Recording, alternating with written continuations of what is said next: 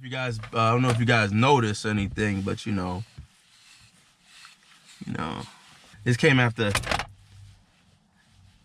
many cringy clips, me editing while my hair looked crazy as fuck. But this video is not about crazy hair. This video is not about Mercedes. This is actually a BMW video, believe it or not. And by the title and the thumbnail, you could tell that I have a surprise for you. Well, not a surprise for you, but it's something that I should have done a long time ago. Really a long time ago. Let's get into the trunk and I'll show you what that is. By the way, did I mention I was Mike from Slow Speed? I am. Step into my office. It's a lovely box from FCP Euro. If you know, you know. This one don't come with the fancy blue tape. I didn't think this part was needed. That's why I didn't get it. I focused on other things. Many of you guys kind of have a hint to what this is because my check engine light's been on. And you guys asked me, Mike, how's your check engine light been on? And I answered that question and I'll answer it again. My check engine light is on solely because I get a code for faulty aligned disconnect in the second oxygen sensor. That's the post oxygen sensor. I don't know why you need such a big box for something so small, but this is that post oxygen sensor. Now, right off the bat, I was doing some research. Oxygen sensors, you have two. You have pre-cat, post-cat. Now, to my knowledge, pre-cat was the oxygen sensor that gave the engine or gave the computer the AFRs, air fuel ratio, which is needed to run the car. And post-cat was just to check to make sure that there was a cat on the car. However, I don't include everything into the videos. Sometimes some things happen. Like the other day, my car was down for a little while because I was having fuel issues. I was gonna go film another video of this kid with a Raptor 4, and my car had fueling issues, so there was no video produced that day. I was highly pissed, and I came back later on that night, fired it up. The car fired up. However, let me sit down. There were no issues, and then after a while, same thing happened. It cut off. Went put my hand back. Wasn't getting any fuel. Pump was not turning on. So I thought it was a wiring issue because I made that 525 conversion myself. So I figured I screwed up. Right. Actually checked, opened up the fuel thing, and I find the line was bursted. Now the car was still able to run with the line having a significant leak. However, the pump would have to work, I think, twice or 3 times as hard to supply the fuel. So what ended up happening is the pump, I guess, overheated and shut off. Okay, fix that. And I was doing some research before about the fuel at stage 2 line breakage. And long story short, did a little more research, found out that these people whose line bursted, they changed the secondary oxygen sensor. Once again, still didn't think it was a big deal. When there's a check engine light for something like this, the low pressure fuel pump runs at 100% and ends up bursting the line. It could have been that I've had too much line in there, and when I shoved it down, it kinked. It could be a bunch of different things, but I'm eliminating all possible problems. Digging deeper and deeper, come to find out that this is necessary to run the car properly. It's not just for catalytic converter efficiency check. I'm not gonna get into all of that because I don't know if it's true 100%. That's just kind of conflicting things that I read. But one thing that I do know is that there is something that I can't figure out about my car. It's not running perfectly fine. We're not getting the numbers that we need to get in dyno tune. High RPMs is breaking up. This could be a reason. May not be. I may be all wrong. This may be all be puff and smoke. However, one thing that I will say is that, hey, it's broken. I need to fix it, so I might as well fix it to get rid of check engine light. So either way, it's a win. Now I'm gonna close this box. I've explained enough to you, and I'm gonna put it in the car tomorrow. All right.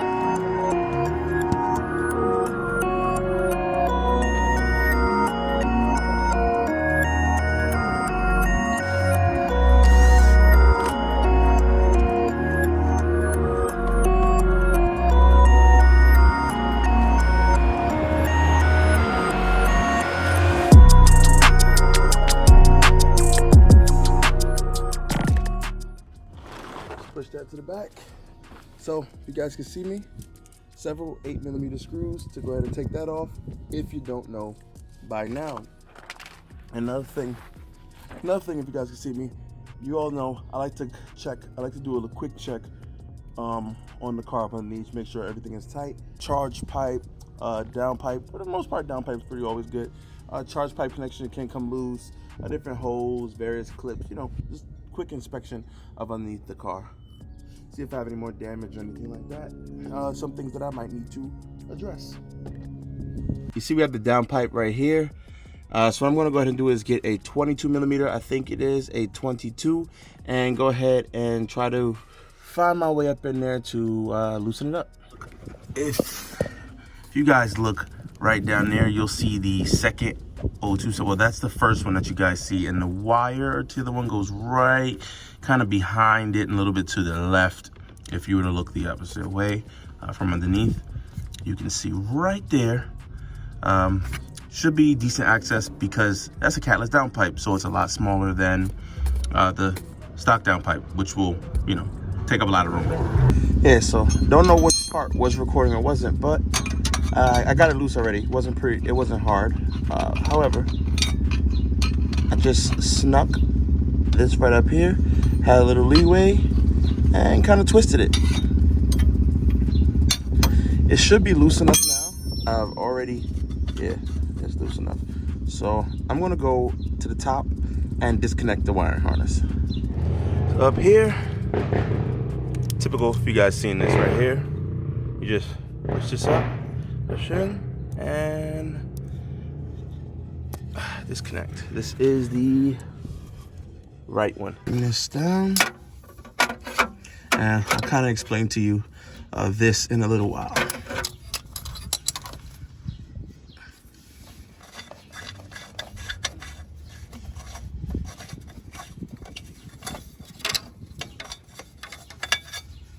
So this is the oxygen sensor. Wow. Pretty much I was getting a Koflag line disconnection. I assume it has something to do with this portion. I'm gonna take a look at it a little bit more in depth, but I think maybe some of these lines, one of these lines are compromised. Comparing the two, this still has its cover over it. I mean, one just looks clean and one looks dirty. It's obvious, right? This one looks clean. Oh, it comes with anti-seize on it? Oh, let me get back to you. I'm gonna put this oxygen sensor on and stop playing around.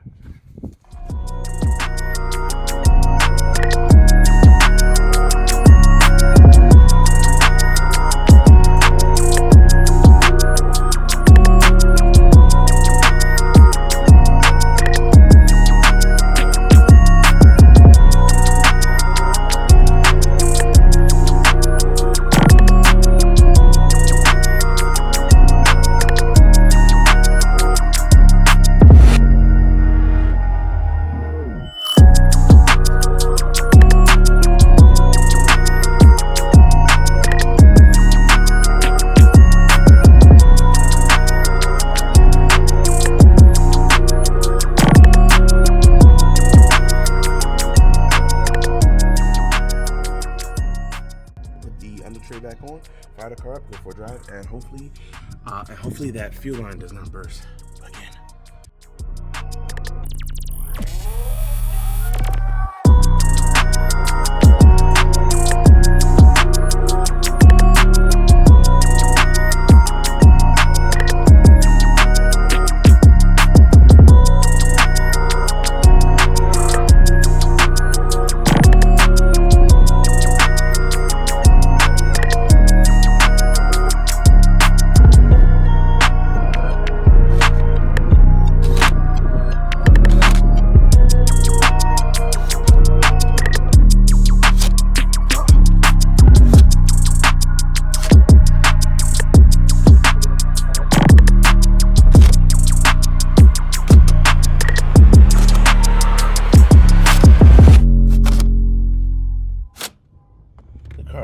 Everything should be good.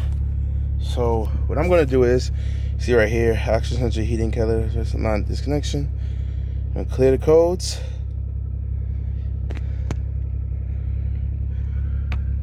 Take out that check engine light, and should be good to go from now on. Cool, none. That's a shadow code. This was something else, and yeah, should be good to go. Take it for a spin. And yeah, we'll see.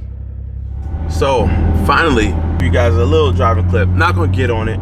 I don't even know if you guys can hear me. I probably totally screwed up the the audio in this car.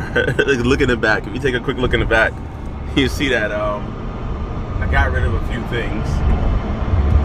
Oh boy, got rid of a few things. This car is totally undailyable.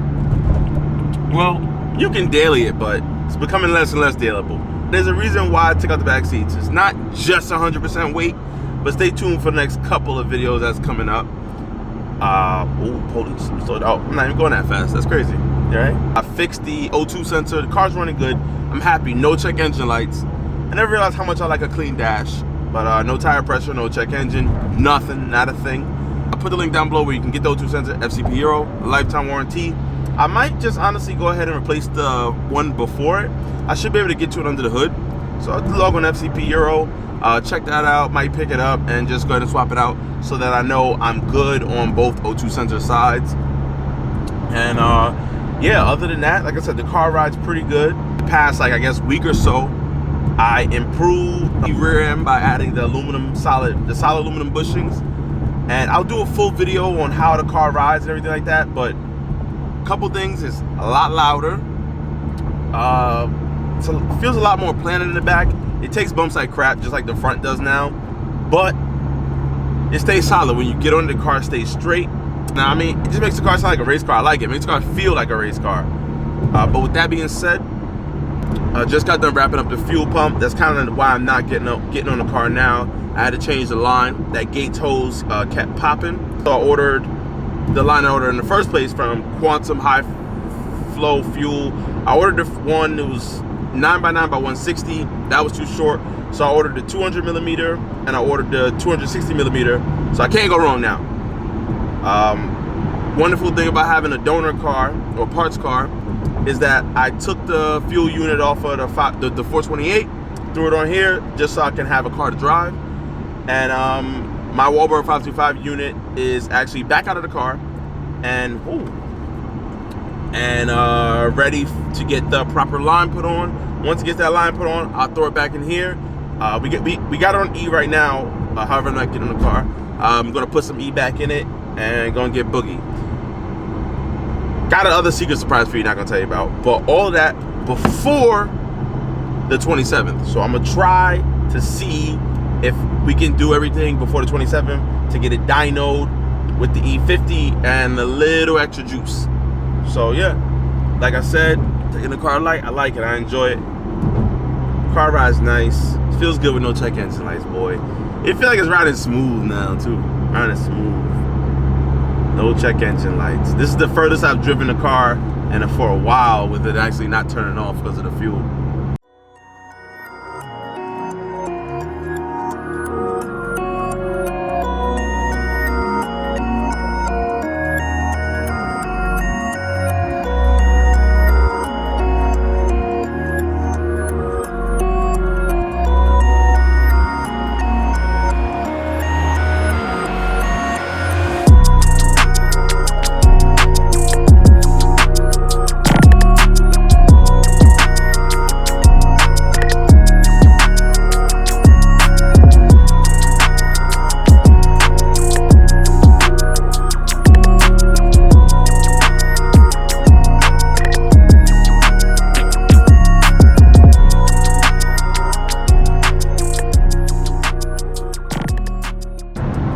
Shout out to RCT, man. I got a good backing behind me. I really do. I got a real good backing behind me, man. For all my paint and everything like that. Prodipper took care of that stuff for me. Brake calipers, green, all of that. You know, got Geo and the guys at the shop, European Auto. They hold me down with everything that break, snap, bend, twist. Anything that pissed me off and I don't feel like doing, go ahead, toss them a couple dollars. Well, these days, a little more than a couple dollars. And, you know, they take care for me, stress-free. And RCT, they do the alignments, and they do throw on some of my tires too. I found out about doing that at the 5 Series. I was online trying to figure out the perfect alignment spot. And, you know, everybody recommended RCT. That was years ago. Sheesh, that was like 2000, like, I don't even know. But, police. Perfect. Now, there's some other shops out there. I'm not going to name any names. They do decent jobs too. But a lot of them leave my wheel a little turned a little bit. Like the car would be straight, there'd be nothing wrong with it, but the wheel would just be a little off center. And I never experienced that with RCT, yo. The guy Ryan over there, yo, super cool. Gets me in, gets me out. Yo, guys, keep watching. Definitely subscribe. Always got some content coming. I'm trying to get a little better and better. Trying to up the game. Whoa, you going a lot faster than I thought, huh? Oh, my brakes are like shit anyway, yo.